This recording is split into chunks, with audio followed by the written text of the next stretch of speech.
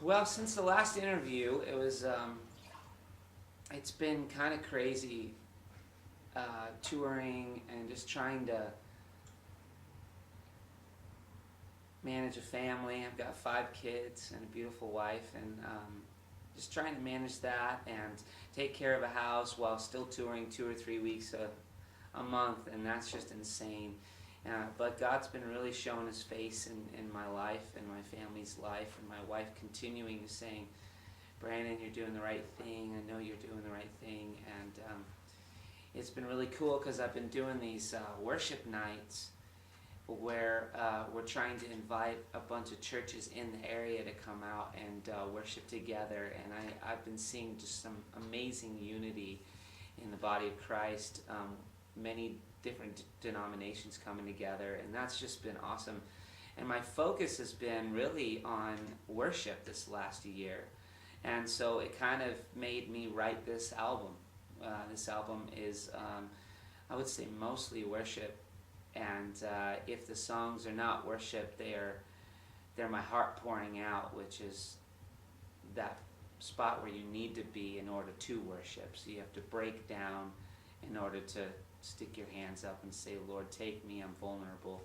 And that's basically where I'm at. And that's what's been going on the last year. And I don't see it changing. I'm sure it'll all look the same this year, and I'm excited about just continuing to minister to people, continuing to minister to my own family, and I just feel blessed to be able to continue to do this. Yes. April 5th is the release date, and it's released off of Save the City Records, which is the label I'm on, and also distributed by Provident.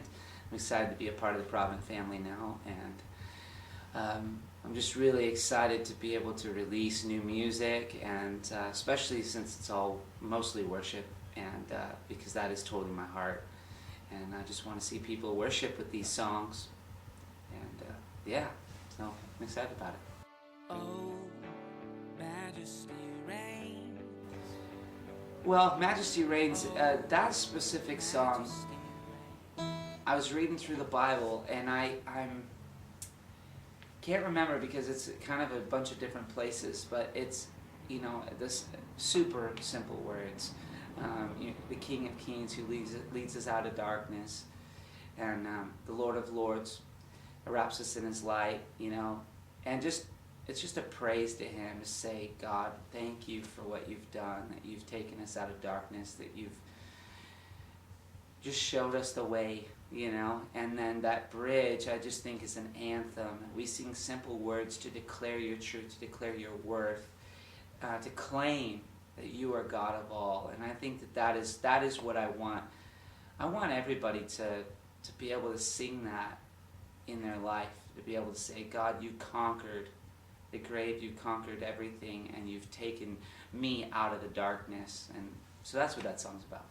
I co-wrote that one with my drummer, actually. His name is Luke Peterson, amazing guy, and he actually came to me with the biblical, or with the Bible verses, and he kind of showed me some of the, like this little melody idea. I changed up the melody quite a bit, but he showed me definitely the lyrical content of the first half of the song, and man, it really inspired me to write that song, to continue, because I knew that people were going to be able to just sing it and just celebrate. And I don't have a lot of out-and-out celebration songs sometimes. I feel like I'm on the somber side of things, but I'm so glad that he came with this idea, because it was the perfect thing for the song Inside These Walls has kind of a double meaning, but I wrote the song because it's basically an explanation of what my personal coming to God was like.